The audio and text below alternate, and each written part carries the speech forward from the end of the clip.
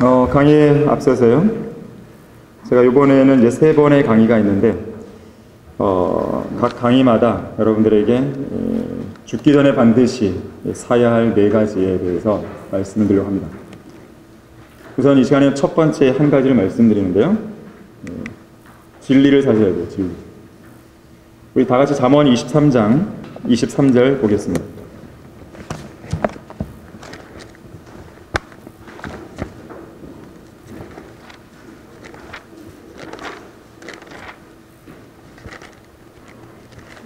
외우기도 쉽죠? 잠언 23장 23절 보시면요. 진리를 사고 그것을 팔지 말라. 지혜와 훈계와 명철도 그리하라.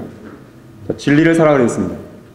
지혜와 훈계와 명철은 진리 안에서 나오는 것이죠. 그래서 진리를 사게 되면 지혜와 훈계와 명철도 함께 산다고 말할 수도 있습니다. 진리는 무엇입니까? 예수 그리스도께서 진리시죠. 나는 길이요 진리요 생명이라고 요한복음 14장 26절에서 말씀하셨어요. 예수님은 진리세요. 근데 사실 예수님은 돈을 주고 살 수 있는 분이 아니시잖아요. 그런데 예수님께서는 자신의 피를 통해서 이미 이 몸값을 지불해 놓으셨어요.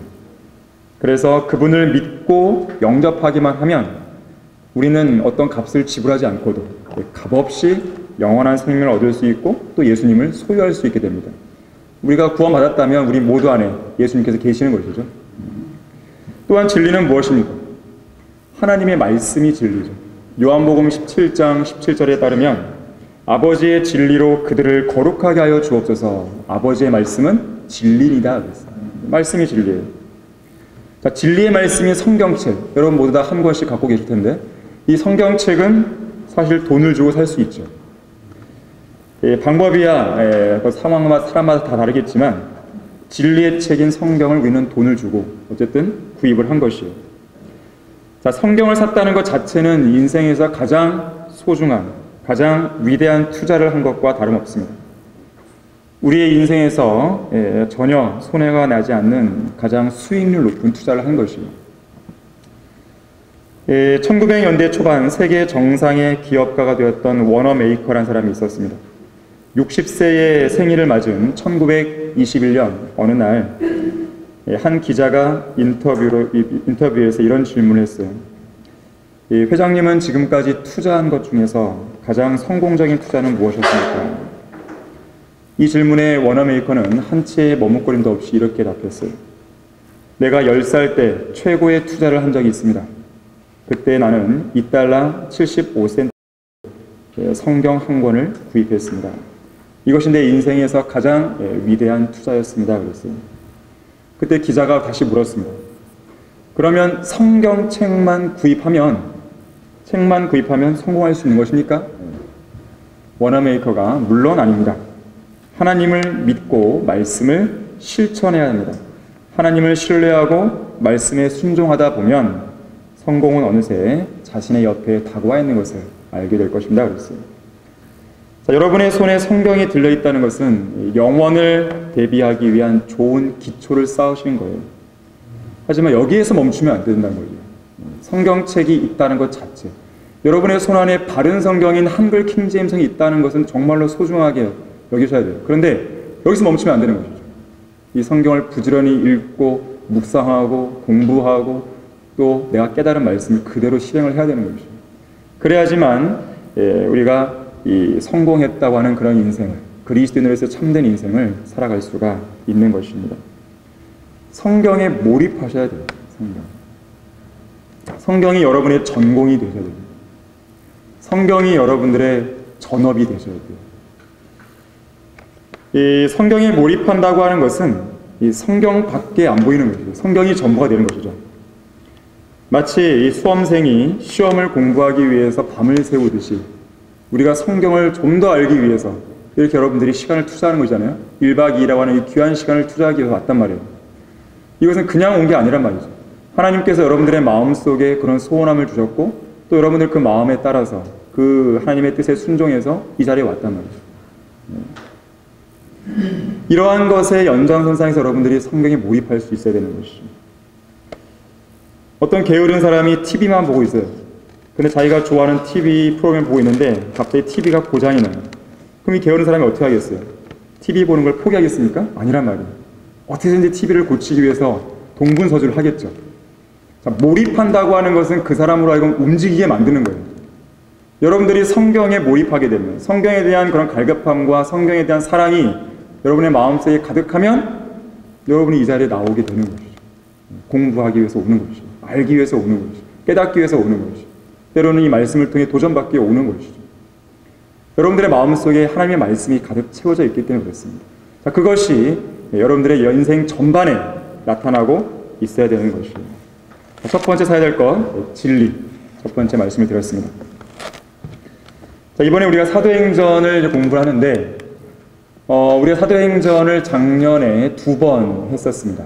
2번 했었는데, 전체, 1장부터 28장까지를 전체적으로 했었어요. 전체의 구도를 이제 잡아드리는데 초점이 있었고요. 이제는 우리가 이 사도행전을 둘로 나누어서 전반부와 후반부로 이제 공부를 하게 되는데, 좀 더 깊이 있게 내용을 들어갑니다.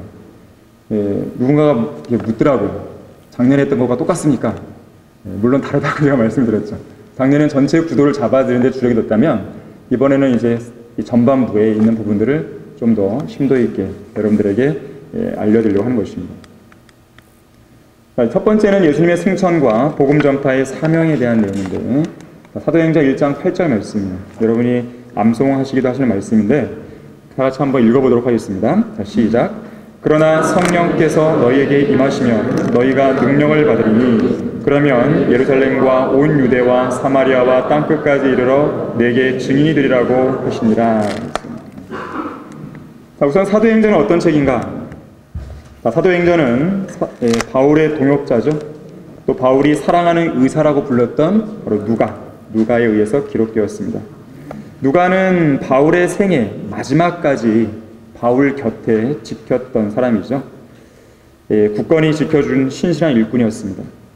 특히 바울은 마지막 죽음을 앞두고 기록한 디모데후서 4장 11절에서 누가만 나와 함께 있다라는 그 말씀을 하게 돼요.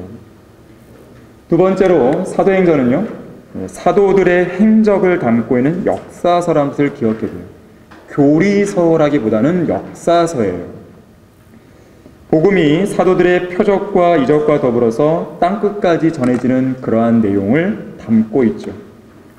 그래서 전반부에는 베드로, 야고보, 요한을 중심으로 해서 사역이 쭉 진행되다가 나중에는 이제 바울, 실라, 바나바 이런 사람들을 중심으로 해서 사도들의 행적이 끝을 맺게 되는 것입니다.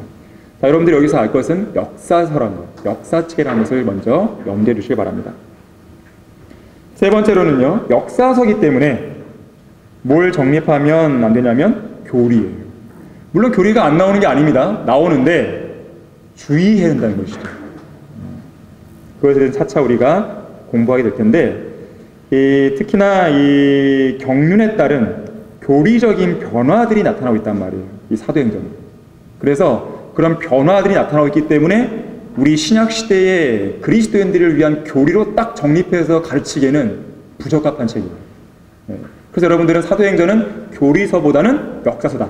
일단 여기서 출발을 하셔야 돼요. 자칫 이것을 교리서로 정립을 하게 되면 이런 이단들이 많이 나옵니다. 극단적 칼빈주의, 극단적 세대주의, 침례에 의한 중생, 오순절 은사주의. 이러한 이단들이 사도행전을 가지고 다 우려먹는 거예요. 로마서부터 빌레몬서까지 완벽하게 그리스도인들을 위한 교리서는 뒤로 제쳐두고 사도행전만 계속 들먹여요.